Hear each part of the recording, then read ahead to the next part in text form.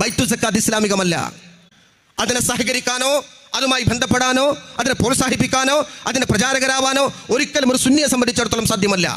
പാണക്കാട് തങ്ങൾ രാഷ്ട്രീയ നേതാവാണ്, രാഷ്ട്രീയ നേതാവ് സമുദായത്തിന്റെ ഐക്യം വിളിക്കേണ്ട എന്ന് പറഞ്ഞ് ആക്ഷേപിച്ചവർ ഇന്ന് പാണക്കാട് തങ്ങൾ വിളിക്കുന്നിടത്തേക്ക് വരാൻ തയ്യാറായിട്ടുണ്ടെങ്കിൽ, ബഹുമാനപ്പെട്ട കാന്തപുരം അബൂബക്കർ മുസ്ലിയാർ അദ്ദേഹത്തിന്റെ സംഘടന വഴിയെ ഉപേക്ഷിച്ച ബാണ്ഡവം പേറി നടക്കാനാണ് ഇന്ന് ചിലരുടെ തീരുമാനമെങ്കിൽ അത് ചരിത്രത്തിൽ തിരിച്ചടി നേരിടേണ്ടി വരും എന്ന് കൂടി സൂചിപ്പിക്കുകയാണ്.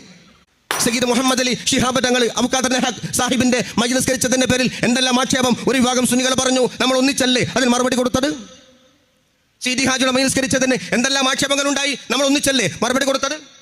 സയ്യിദ് ഹൈദർ അലി ശിഹാബ് നിസ്കരിച്ചില്ലേ? സയ്യിദ് മുഹമ്മദ് അലി ശിഹാബ് നിസ്കരിച്ചില്ലേ? അതിനർത്ഥം മുജാഹിദിനെ അംഗീകരിക്കുന്നു എന്നതർത്ഥമുണ്ടോ? ജമാഅത്തെ ഇസ്ലാമിയെ ഉൾക്കൊള്ളുന്നു എന്ന് അതിനർത്ഥമുണ്ടോ? പ്രഗത്ഭനായിരിക്കുന്ന വ്യവസായി PM ഇബ്രാഹിം സാഹിബിന്റെ ജനാസ നിസ്കാരത്തിന് നേതൃത്വം കൊടുത്തത് ഈ കോഴിക്കോട്ടാണ്. പക്ഷെ അത് പറയാൻ ബഹുമാനപ്പെട്ട സ്വാദിഖ് അലി ശിഹാബ് തങ്ങൾ ആക്ഷേപിക്കുമ്പോൾ തിരിച്ച് ജിഫ്രി തങ്ങൾ ചെയ്തില്ലേ എന്ന ആക്ഷേപം കൊണ്ടുവരാൻ ഇടയാക്കുന്നവരാണ് അപകടകാരികൾ. അത് തിരിച്ചറിയുന്നവരാ സുന്നികൾ. കോഴിക്കോട് ജില്ലയിലെ പൂനൂരിനടുത്ത് ചേപ്പാലയിലെ അബ്ദുറഹിമാൻ മാസ്റ്ററുടെ മയ്യത്ത് നിസ്കാരത്തിന് ജനാബ് AP അബൂബക്കർ മുസ്ലിയാർ നേതൃത്വം കൊടുത്തിട്ടില്ലേ? അസ്സലാമു അലൈക്കും വറഹ്മത്തുള്ളാഹി. പ്രിയപ്പെട്ടവരെ, EK സമസ്തയിൽ ഇപ്പോൾ നിരവധി പ്രശ്നങ്ങൾ നടന്നുകൊണ്ടിരിക്കുന്നുണ്ടെങ്കിലും അവരുടെ ആഭ്യന്തര കാര്യങ്ങളിലും പ്രശ്നങ്ങളിലൊന്നും അങ്ങനെ ഇടപെട്ട് സംസാരിക്കാറുണ്ടായിരുന്നില്ല. എന്നാൽ കഴിഞ്ഞ ഏതാനും ദിവസങ്ങൾക്ക് മുമ്പ് കോഴിക്കോട് മുതലക്കുളത്ത് വെച്ച് നടന്ന സുന്നി മഹല്ല് ഫെഡറേഷൻ്റെ ഒരു പരിപാടിയിൽ വെച്ച് ബഹുമാനപ്പെട്ട നാസർ ഫൈസി കൂടത്താഴി AP സുന്നികളെക്കുറിച്ചും കാന്തപുരം ഉസ്താദിനെക്കുറിച്ചും നടത്തിയ ചില പരാമർശങ്ങളും കുപ്രചരണങ്ങളും സുന്നികളെക്കുറിച്ചും കാന്തപുരം ഉസ്താദിനെക്കുറിച്ചുമൊക്കെ നടത്തിയ ചില പച്ചക്കളവുകൾ നമുക്കൊന്ന് പരിശോധിക്കേണ്ടതുണ്ട്. പക്ഷേ അതിന് മുമ്പ് നമുക്കൊരു മറ്റ് ചില ഭാഗങ്ങൾ കേൾക്കേണ്ടതുണ്ട്. കാരണം അദ്ദേഹത്തിൻ്റെ ഉള്ളിലുള്ള കാപ്പട്യം എത്രത്തോളമാണെന്ന് തുറന്നു കാണിക്കുന്ന ചില പ്രസക്തമായ ഭാഗങ്ങളാണ്. അത് കണ്ടതിന് ശേഷം മറ്റ് വിഷയങ്ങളിലേക്ക് നമുക്ക് കയറാം. അദ്ദേഹം ബൈത്തു സക്കാത്തിനെ കുറിച്ചും അതിൻ്റെ പ്രചാരകരാകുന്ന ആളുകളെ കുറിച്ചൊക്കെ വളരെ കൃത്യമായിട്ട് പറയുന്നുണ്ട്.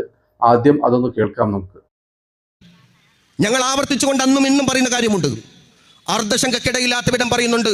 പൂർണ്ണമായും ബൈത്തു സക്കാത്ത് അതല്ലെങ്കിൽ സംഘടിത സക്കാത്ത് അതുമല്ലെങ്കിൽ സക്കാത്ത് കമ്മിറ്റി അനിസ്ലാമികമാണ്. അത് സമസ്തയുടെ നിലപാടാണ്. അതിനെ സഹകരിക്കാനോ അതുമായി ബന്ധപ്പെടാനോ അതിനെ പ്രോത്സാഹിപ്പിക്കാനോ അതിനെ പ്രചാരകരാവാനോ ഒരിക്കലും ഒരു സുന്നിയെ സംബന്ധിച്ചിടത്തോളം സാധ്യമല്ല. അതിനെ സഹകരിക്കാനോ അതുമായി ബന്ധപ്പെടാനോ അതിനെ പ്രോത്സാഹിപ്പിക്കാനോ അതിനെ പ്രചാരകരാവാനോ ഒരിക്കലും ഒരു സുന്നിയെ സംബന്ധിച്ചിടത്തോളം സാധ്യമല്ല. ബൈത്തു സക്കാത്ത് ഇസ്ലാമികമല്ല. അപ്പോൾ കേട്ടല്ലോ, ബൈത്തു സക്കാത്ത് അനിസ്ലാമികമാണെന്നും സുന്നികൾക്ക് അതിൻ്റെ പ്രചാരകരാകാനും അതിന് പ്രചോദനം കൊടുക്കാനും പ്രോത്സാഹനം കൊടുക്കാനും ഒന്നും കഴിയില്ല എന്നുമൊക്കെയാണ് നാസർ ഫൈസി കൂടത്തായി പറയുന്നത്. സത്യത്തിൽ ആരെയാണ് ഇയാൾ ഉദ്ദേശിക്കുന്നത് വളരെ വ്യക്തമാണ്. കാരണം ആരാണ് ബൈത്തു സക്കാത്തിന് വലിയ രീതിയിൽ പ്രോത്സാഹനം കൊടുക്കുകയും അതിൻ്റെ പ്രചാരകരായി രംഗത്ത് വരികയും ചെയ്തെന്ന് നമുക്ക് എല്ലാവർക്കും അറിയാം. അതിൻ്റെ ഫോട്ടോസും മറ്റു കാര്യങ്ങളൊക്കെ നമ്മൾ കണ്ടതാണ്. നിങ്ങൾക്ക് സ്ക്രീനിൽ കാണാം ആരാണ് ബൈത്തു സക്കാത്തിൻ്റെ പ്രചാരകരാകുന്നതെന്ന്. അപ്പോൾ മുനവ്വർ അലി തങ്ങളെ കുറിച്ചാണ് അദ്ദേഹം ആ പരാമർശം നടത്തിയിട്ടുള്ളത് എന്ന് അദ്ദേഹത്തിൻ്റെ വാക്കുകളിലൂടെ വ്യക്തമാകുന്നുണ്ട്. അദ്ദേഹം പറയാതെ പറയുന്നുണ്ട്. അപ്പോൾ സുന്നിയായ ഒരാൾക്ക് ഈ ബൈത്തു സക്കാത്തിൻ്റെ പ്രചാരകനാകാൻ കഴിയില്ല എന്ന് പറയുമ്പോൾ പാണക്കാട് മുനവ്വർ അലി തങ്ങൾ സുന്നിയല്ല എന്നാണോ അദ്ദേഹം ഉദ്ദേശിക്കുന്നത്? അവരുടെ നേതൃത്വമായ പാണക്കാട് മുനവ്വർ അലി തങ്ങൾക്കെതിരെ പരസ്യമായിട്ട് ഇത്തരം പരാമർശങ്ങൾ നടത്താൻ ധൈര്യം കാണിച്ചല്ലോ എന്നൊരു കാര്യത്തിന് അദ്ദേഹത്തെ അഭിനന്ദിക്കേണ്ടതുണ്ട്. കുറച്ചു കഴിഞ്ഞ് അതേ പ്രസംഗത്തിൽ തന്നെ അദ്ദേഹം ഇതുവരെ പറഞ്ഞ കാര്യത്തിന് ഘടകവിരുദ്ധമായ വിപരീതമായ കാര്യങ്ങളാണ് അദ്ദേഹം പറയുന്നത്. കാരണം അദ്ദേഹം പ്രസംഗിച്ചു കൊണ്ടിരിക്കുന്ന ഇതേ പരിപാടിയുടെ ഉദ്ഘാടകനായിട്ടാണ് പാണക്കാട് സയ്യിദ് മുനവ്വർ അലി ശിഹാബ് തങ്ങൾ കടന്നു വരാൻ പോകുന്നത്. അദ്ദേഹത്തെ സ്വാഗതം ചെയ്യുന്നുണ്ട്. അതൊന്ന് കേൾക്കാം. മഗ്‌രിബ് നമസ്കാരാനന്തരം പ്രഗത്ഭരായ ഒരുപാട് പണ്ഡിതന്മാർ ഇവിടെ പ്രഭാഷണം നടത്താനും സയ്യിദ് മുനവ്വർ അലി ശിഹാബ് തങ്ങൾ ഉദ്ഘാടനം ചെയ്യാനും വരുന്ന ഒരു വേദി എന്ന നിലക്ക് ഇനിയുള്ള സമയങ്ങൾ പ്രോജ്വലമായ പ്രഭാഷണങ്ങളെ കൊണ്ട് ഈ നഗരി പുഷ്കലമാവുകയാണ് എന്ന പ്രത്യാശയോടെ അൽഹംദുലില്ലാഹി റബ്ബിൽ ആലമീൻ. കേട്ടല്ലോ. അപ്പോൾ പാണക്കാട് മുനവ്വർ അലി ശിഹാബ് തങ്ങളാണ് ഈ വേദിയുടെ ഉദ്ഘാടകൻ. അദ്ദേഹം കടന്നു വരുന്നുണ്ട്. അദ്ദേഹത്തെ സ്വാഗതം ചെയ്യുന്നുണ്ട്. അപ്പോൾ ഇദ്ദേഹം ഒരു സുന്നിക്ക് അങ്ങനെ ചെയ്യാൻ കഴിയില്ല എന്ന് പറഞ്ഞത് ആരെക്കുറിച്ചാണ്? പാണക്കാട് മുനവ്വർ അലി തങ്ങൾ ബൈത്തു സക്കാത്തിന്റെ പ്രചാരകരായി എന്ന് അദ്ദേഹം അടക്കം നമുക്ക് എല്ലാവർക്കും അറിയാം. അങ്ങനെ ചെയ്താൽ സുന്നിയല്ല എന്ന് ഇയാൾ പറയുന്നുണ്ട്. അപ്പോൾ ഇനി ആരെക്കുറിച്ചാണ് ഇദ്ദേഹം ഉദ്ദേശിച്ചിട്ടുണ്ടാവുക? അങ്ങനെ മുനവ്വർ അലി തങ്ങൾ സുന്നി അല്ല എങ്കിൽ പിന്നെ സമസ്തയുടെ ഒരു പ്രോഗ്രാം ഉദ്ഘാടനം ചെയ്യാൻ സുന്നി അല്ലാത്ത ആളുണ്ടാവില്ലല്ലോ. അപ്പൊ ഇദ്ദേഹം നേരത്തെ പറഞ്ഞത് ആരെക്കുറിച്ചാണ്? സംഗതി മുനവ്വർ അലി തങ്ങളെക്കുറിച്ച് തന്നെയാണ്. കാരണം മറ്റൊരാളും വലിയ രീതിയിൽ സോഷ്യൽ മീഡിയയിൽ വൈറലായിട്ടൊന്നുമില്ലല്ലോ. മുനവ്വർ അലി തങ്ങൾ ബൈത്തു സക്കാത്തിന് വേണ്ടി കൊടുത്ത പ്രോത്സാഹനവും പ്രചോദനവും അതിന്റെ പ്രചാരകനായി വന്ന ചിത്രങ്ങളൊക്കെയാണ് സോഷ്യൽ മീഡിയയിൽ വൈറലായിട്ടുള്ളത്. അല്ലാതെ വേറെ ആരെയും നമുക്ക് കാണാൻ കഴിയില്ല. അപ്പൊ അദ്ദേഹം പറഞ്ഞിട്ടുള്ളത് മുനവ്വർ അലി തങ്ങളെ കുറിച്ചാണ്. പിന്നെ അത്തരത്തിലുള്ള കാപട്യം ഉള്ളത് കൊണ്ടാണ് അയാൾ സുന്നിയല്ല എന്ന് പറയുകയും അതേ സുന്നി അല്ലാത്ത ഒരാളെ ഈ വേദിയുടെ ഉദ്ഘാടകനായി അദ്ദേഹം ക്ഷണിക്കുകയും ചെയ്യുന്നത്. അതാണ് ഞാൻ അദ്ദേഹത്തിന്റെ കാപട്യം എന്ന് ഞാൻ ആദ്യമേ പറഞ്ഞത്. അപ്പൊ ഇത്തരത്തിലുള്ള കാപട്യവുമായി കൊണ്ടു നടക്കുന്ന ചില പണ്ഡിതന്മാർ അല്ലെങ്കിൽ പണ്ഡിത വേഷധാരികളാണ് ഈ പരിശുദ്ധ അഹ്ലുസുന്നത്ത് വൽ ജമാഅത്തിനെ ഇങ്ങനെ വക്രീകരിച്ച് കാണിച്ചുകൊണ്ടിരിക്കുന്നത്. അതൊക്കെ പോട്ടെ. ഇനി ഈ പ്രസംഗത്തിൽ തന്നെ കാന്തപുരം ഉസ്താദിനെയും AP സുന്നികളെയും ഒക്കെ വലിയ രീതിയിൽ ഒന്ന് കൊട്ടുന്നുണ്ട്. അങ്ങനെ ഒന്ന് കൊട്ടിയില്ലെങ്കിൽ ഇയാൾക്ക് ഉറക്കം വരില്ല. അതുകൊണ്ട് അദ്ദേഹത്തിന്റെ എല്ലാ പ്രഭാഷണങ്ങളിലും അത്തരത്തിലുള്ള ചില പരാമർശങ്ങൾ കാണാം. ഒരു വിഭാഗം സുന്നികൾ സമസ്തക്ക് നേരെ നടത്തിയുള്ള ആരോപണം തന്നെയാണ് പുതിയ രീതിയിൽ അവർ അവതരിപ്പിച്ചുകൊണ്ടിരിക്കുന്നത്. അതുകൊണ്ട് ഞങ്ങൾക്കൊന്നേ പറയാനുള്ളൂ, അന്ന് ആക്ഷേപിച്ചവർ ആ ആക്ഷേപത്തിൽ കൊണ്ട് തിരിച്ചു പോന്നിട്ടുണ്ട് കൂട്ടരെ. അവരതുകൊണ്ടൊക്കെ പുറകോട്ട് പോന്നു.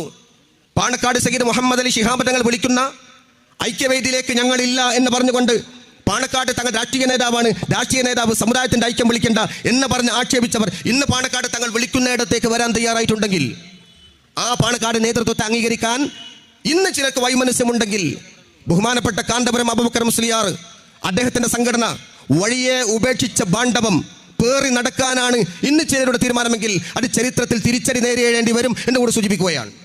അപ്പൊ ഇയാൾ പറഞ്ഞത് കേട്ടല്ലോ. 1989 സമസ്തയിലുണ്ടായ പിളർപ്പിന് ശേഷം നിരവധി തവണ ഐക്യത്തിന് വേണ്ടി ശ്രമിച്ചിട്ടുണ്ട്. പാണക്കാട് മുഹമ്മദ് അലി ശിഹാബ് തങ്ങൾ തന്നെ ഐക്യ ചർച്ചയ്ക്ക് വേണ്ടി വിളിച്ചിട്ടുണ്ട്. അപ്പൊ അങ്ങനെ തങ്ങൾ വിളിച്ച സമയത്ത് നമ്മൾ പങ്കെടുത്തില്ലല്ലോ എന്നാണ് അയാളുടെ പരാതി. പാണക്കാട് തങ്ങൾ രാഷ്ട്രീയ നേതാവാണ്. ഒരു രാഷ്ട്രീയ നേതാവ് ഐക്യ ചർച്ചയ്ക്ക് വിളിച്ചാൽ ഞങ്ങൾ പങ്കെടുക്കില്ല എന്ന് പറഞ്ഞുകൊണ്ട് തങ്ങളെ ആക്ഷേപിച്ചു എന്ന് കൂടി കൂട്ടിച്ചേർക്കുന്നുണ്ട്. പാണക്കാട് തങ്ങൾ രാഷ്ട്രീയ നേതാവായതുകൊണ്ട് ഞങ്ങൾ ഐക്യ ചർച്ചയ്ക്ക് വരുന്നില്ല എന്ന് പറയുന്നതിൽ എന്ത് ആക്ഷേപമാണുള്ളത്? അവിടെ തങ്ങൾ ആക്ഷേപിക്കുന്ന എന്തെങ്കിലും വാക്കുകൾ ഇയാൾക്ക് കാണിക്കാൻ കഴിയും? എൻ്റെ പ്രിയപ്പെട്ട സുഹൃത്തുക്കൾ, അതങ്ങനെ ആക്ഷേപമാകും? പാണക്കാട് തങ്ങൾ രാഷ്ട്രീയ നേതാവാണ് എന്ന് പറയുന്നത് ആക്ഷേപമാണോ? രാഷ്ട്രീയ നേതാവായ തങ്ങൾ വിളിച്ചാൽ ഞങ്ങൾ വരില്ല എന്ന് പറയുന്നത് ആക്ഷേപമാണ്? ഇതിലെവിടെയാണ് ആക്ഷേപമുള്ളത്? ആക്ഷേപം എന്ന വാക്കിന്റെ അർത്ഥം പോലും അറിയാൻ പറ്റാത്ത സ്ഥിതിയിലേക്ക് ഇയാൾ തരം താഴ്ന്നോ? ഇനി പണ്ഡിത സംഘടനകൾ തമ്മിൽ അഭിപ്രായ വ്യത്യാസങ്ങൾ ഉണ്ടെങ്കിൽ അതിൽ തീരുമാനമാക്കേണ്ടത്, അവരെ ഒന്നിപ്പിക്കേണ്ടത് അതിലും വലിയ പണ്ഡിതന്മാരല്ലേ? അവർക്കല്ലേ ഇവരുടെ പ്രശ്നത്തിന് ഒരു സൊല്യൂഷൻ കാണാൻ കഴിയുള്ളൂ. പണ്ഡിതനല്ലാത്ത ഒരാൾ ഈ ഇരു വിഭാഗത്തെയും വിളിച്ച് ഐക്യ ചർച്ച നടത്തുമ്പോൾ ആദർശപരമായിട്ടുള്ള എന്തെങ്കിലും അഭിപ്രായ വ്യത്യാസങ്ങൾ എങ്ങനെയാണ് പരിഹരിക്കുക? അതിലും വലിയ പണ്ഡിതന്മാർ മധ്യസ്ഥം നിന്നാൽ മാത്രമേ അത് പരിഹരിക്കാൻ സാധിക്കുള്ളൂ. അതുകൊണ്ടാണ് അന്ന് കാന്തപുരം വിഭാഗം രാഷ്ട്രീയ നേതാവിൻ്റെ അടുത്തേക്ക് ഐക്യ ചർച്ചയ്ക്ക് ഇല്ല എന്ന് പറഞ്ഞിട്ടുണ്ടെങ്കിൽ തന്നെ അങ്ങനെ പറഞ്ഞിട്ടുണ്ടാവുക. അതല്ലാതെ പാണക്കാട് തങ്ങളോടുള്ള വിരോധം കാരണമൊന്നുമല്ല ഐക്യ ചർച്ചയ്ക്ക് പോകാതിരുന്നത്. അങ്ങനെയൊന്നും എവിടെയും തെളിയിക്കാൻ ഇവർക്ക് കഴിയില്ല. ഇവരങ്ങനെ ആ രീതിയിലേക്ക് തെറ്റിദ്ധരിപ്പിക്കാൻ ഒരുപാട് ശ്രമം നടത്തിയിട്ടുണ്ടെങ്കിലും അതല്ല യാഥാർത്ഥ്യം. ഇവരുടെ പണ്ടേയുള്ള പണി അത് തന്നെയാണ് ഇപ്പോഴും നടന്നുകൊണ്ടിരിക്കുന്നത്.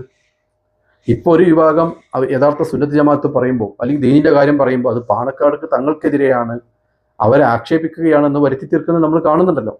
ഇതേ സംഗതി തന്നെയാണ് അന്നും നടന്നിരുന്നത്. അള്ളാന്റെ ദീന് പറയുമ്പോൾ, സുന്നത്ത് ജമാഅത്ത് പറയുമ്പോൾ, അതല്ലെങ്കിൽ അവരുടെ സ്വന്തം നിലപാട് പറയുമ്പോൾ അത് പാണക്കാട് തങ്ങൾക്കെതിരാണ്, തങ്ങൾക്കെതിരെ പറയുകയാണ്, തങ്ങൾ ആക്ഷേപിക്കുകയാണെന്നൊക്കെ പറഞ്ഞ് ജനങ്ങളെ തെറ്റിദ്ധരിപ്പിക്കുകയാണ് അന്നും ഇന്നും ഇവർ ചെയ്തുകൊണ്ടിരിക്കുന്നത്. അപ്പൊ ഇത്തരത്തിലുള്ള ഒരുപാട് പച്ചക്കളവുകളും തെറ്റിദ്ധാരണകളും പരത്തിക്കൊണ്ടാണ് ആളുകളുടെ ഉള്ളിൽ വിഷം കുത്തിവെച്ചുകൊണ്ട് കാന്തപുരം വിരോധം വളർത്തിയെടുക്കാനുള്ള ഇത്തരം ശ്രമങ്ങളാണ് നമ്മൾ അന്ന് കണ്ടുകൊണ്ടിരുന്നത്. ഇന്ന് ഒരു വിഭാഗം ആളുകൾ അത് മനസ്സിലാക്കിയിട്ടുണ്ട്. കാരണം അന്ന് കാന്തപുരം വിഭാഗം ഉസ്താദും അനുഭവിച്ച കാര്യങ്ങൾ ഇന്ന് ഇവർ അനുഭവിച്ചുകൊണ്ടിരിക്കുകയാണ്. പിന്നെന്താ പറഞ്ഞത് കൂടത്തായി? ഇപ്പൊ കാന്തപുരം വിഭാഗവും കാന്തപുരം ഉസ്താദും ഒക്കെ പാണക്കാട് തങ്ങൾ അംഗീകരിച്ചു, തങ്ങൾ വിളിച്ചിടത്തേക്ക് വരുന്നുണ്ട് അവർ എന്നൊക്കെയാണ്. എവിടെ വരുന്നു എന്ന് ഇയാൾ പറയുന്നത്? കുറഞ്ഞ വേദികളിൽ പാണക്കാട് തങ്ങളും കാന്തപുരം ഉസ്താദും ഒരുമിച്ച് പങ്കെടുത്താൽ, അല്ലെങ്കിൽ എന്തെങ്കിലും ഒരു ആവശ്യത്തിന് കാന്തപുരം വിഭാഗത്തിലെ ഏതെങ്കിലും നേതാക്കന്മാർ സാദിഖ് അലി തങ്ങളെ സന്ദർശിച്ചാൽ തങ്ങൾ വിളിച്ചെടുത്തൊക്കെ വരുന്നുണ്ട് എന്ന് പരാമർശിക്കാൻ പറ്റുമോ? ആ രീതിയിൽ ചിത്രീകരിക്കാൻ പറ്റുമോ? അവരുടെ അടുത്തേക്ക് എന്തെങ്കിലും സന്ദർശനത്തിനോ ചർച്ചക്കോ പോയിട്ടുണ്ടെങ്കിൽ അത് സ്വന്തം ഇഷ്ടപ്രകാരമാണ്. പാണക്കാട് തങ്ങൾ വിളിച്ചത് കൊണ്ടല്ല അവിടേക്കൊന്നും പോയിട്ടുള്ളത്. ഏതെങ്കിലും വേദികളിൽ ഒരുമിച്ച് പങ്കെടുത്തിട്ടുണ്ടെങ്കിൽ അതൊക്കെ യാദൃശ്ചികം മാത്രമാണ്. അപ്പൊ ഇത്തരത്തിലുള്ള കളവുകളാണ് ഇവർ നിരന്തരം പ്രചരിപ്പിച്ചുകൊണ്ടിരിക്കുന്നത്. പിന്നെന്താണ്, അന്ന് ആക്ഷേപിച്ചവർ ഇന്ന് തിരിച്ചു വന്നിട്ടുണ്ട് കൂട്ടകയിൽ. ഒരു കാര്യം മനസ്സിലാക്കേണ്ടത്, അന്നും ആക്ഷേപിച്ചിട്ടില്ല, ഇന്ന് തിരിച്ചു വരേണ്ട സാഹചര്യവും ഉണ്ടായിട്ടില്ല. അന്നും ഇന്നും ഒരേ നിലപാടിലാണ് നിലകൊള്ളുന്നത്. അപ്പൊ അന്ന് ആക്ഷേപിക്കാത്തത് കൊണ്ട് തന്നെ അതിൽ നിന്ന് തിരിച്ചു വരികയോ അതില്ലെങ്കിൽ മാറി ചിന്തിക്കുകയോ ചെയ്യേണ്ട ഗതികേടൊന്നും ഈ പ്രസ്ഥാനത്തിനുണ്ടായിട്ടില്ല. അപ്പൊ സുന്നത്ത് ജമാഅത്ത് പറയുമ്പോൾ അത് തങ്ങളോടുള്ള ആക്ഷേപമാണ്, തങ്ങളെ കുറ്റം പറയുകയാണ് എന്ന രീതിയിൽ ചിത്രീകരിക്കുമ്പോൾ ഇന്ന് പലർക്കും അത് മനസ്സിലായി തുടങ്ങിയിട്ടുണ്ട് എന്നുള്ള കാര്യമാണ് പറയാനുള്ളത്. പിന്നെന്താ പറഞ്ഞത്, കാന്തപുരം ഉസ്താദ് വഴിയെ ഉപേക്ഷിച്ച പാണ്ഡവം പേറി നടക്കുകയാണെന്ന്. കാന്തപുരം ഉസ്താദ് പാണ്ഡവമല്ല വഴിയെ ഉപേക്ഷിച്ചിട്ടുള്ളത്, അത് അന്നും ഇന്നും സുന്നത്ത് ജമാഅത്തിൽ അടിയുറച്ചു നിൽക്കുകയാണ്. അത് ഉപേക്ഷിച്ചിട്ടില്ല. ആ സുന്നത്ത് ജമാഅത്ത് മുറുകെ പിടിച്ചുകൊണ്ട് മറ്റൊരു ടീം ഇപ്പൊ മുന്നോട്ട് വരുന്നുണ്ട് എന്ന് മാത്രം. അത് തിരിച്ചറിയാൻ നിങ്ങൾക്കിനി അധിക കാലം വേണ്ടി വരില്ല. കാരണം നിങ്ങൾക്കിടയിലെ പല നേതാക്കന്മാരും അത് തിരിച്ചറിഞ്ഞവരാണ്. ബഹുമാനപ്പെട്ട സാദിഖ് അലി തങ്ങളും അബ്ദുസമദ് പൂക്കോട്ടൂരും ജബ്ബാർ ഹാജിയും അടക്കമുള്ള പല നേതാക്കന്മാരും കാന്തപുരം ഉസ്താദിന്റെ ആദർശബോധവും ആ ഉറച്ച നിലപാടും തിരിച്ചറിഞ്ഞവരാണ്. കാന്തപുരം ഉസ്താദിനെ സന്ദർശിക്കുകയൊക്കെ ചെയ്തവരാണ്. വേണമെങ്കിൽ ജബ്ബാർ ഹാജിയുടെ ഒരു ക്ലിപ്പ് നമ്മളൊന്ന് കേൾക്കേണ്ടതുണ്ട്. അത് കേട്ടാൽ കുറേയൊക്കെ കാര്യങ്ങൾ ബോധ്യമാവും. എനിക്കറിയാം, ഒരിക്കൽ സമസ്ത AP വിഭാഗം ചന്ദ്രിക എഴുതിയന് പ്രശ്നം ഉണ്ടാക്കി വന്നിട്ട് അതെന്താ സമസ്ത എഴുതാൻ ഇപ്പം വളരെയേറെ കെട്ടിപ്പിടിച്ച് നിൽക്കുന്നു. പക്ഷെ സമസ്ത AP വിഭാഗം ഒരിക്കൽ ചന്ദ്രിക എഴുതി ഈ അതുപോലെ ഒരു രീതിയിലൊന്നും അവരുമായിട്ട് അറ്റാച്ച്മെന്റ് ചെയ്യാൻ സമ്മതിക്കില്ല, അങ്ങോട്ട് പോകാൻ പറ്റൂല. അങ്ങനെയുള്ള അതൊന്നും വലിയ വലിയ ഉസ്താദുമാരുടെ പ്രശ്നമല്ല, ഇവരുടെ സമ്മർദ്ദവും ഇവരുടെ പ്രശ്നങ്ങളും ഇവരുണ്ടാക്കുക. അങ്ങനെ ഭാണ്ഡവം പേറി നടക്കുന്നവരാണെങ്കിൽ ഒരിക്കലും അടുക്കാൻ ശ്രമിക്കൂലല്ലോ. ജബ്ബാർ ഹാജി പറഞ്ഞ പോലെ അടുക്കാൻ ആരെങ്കിലും ശ്രമിക്കോ? ഇല്ല. പാണ്ഡവം പേറി നടക്കുന്നവരാണെങ്കിൽ അകലാനെ ശ്രമിക്കൂ. ഇത് നിങ്ങളുടെ നേതാക്കന്മാരൊക്കെ അടുക്കാൻ ശ്രമിക്കുമ്പോൾ തന്നെ നമുക്ക് മനസ്സിലാക്കിക്കൂടെ കാന്തപുരം ഉസ്താദ് പേറി നടക്കുന്നത് പാണ്ഡവമല്ല എന്നുള്ളത്. ഏതായാലും ബാക്കിയുള്ള കാര്യങ്ങൾ അടുത്ത വീഡിയോയിൽ പറയാം. ഈ വീഡിയോ ഞാനിവിടെ അവസാനിപ്പിക്കുകയാണ്. അസ്സലാമു അലൈക്കും വറഹ്മത്തുള്ളാഹി.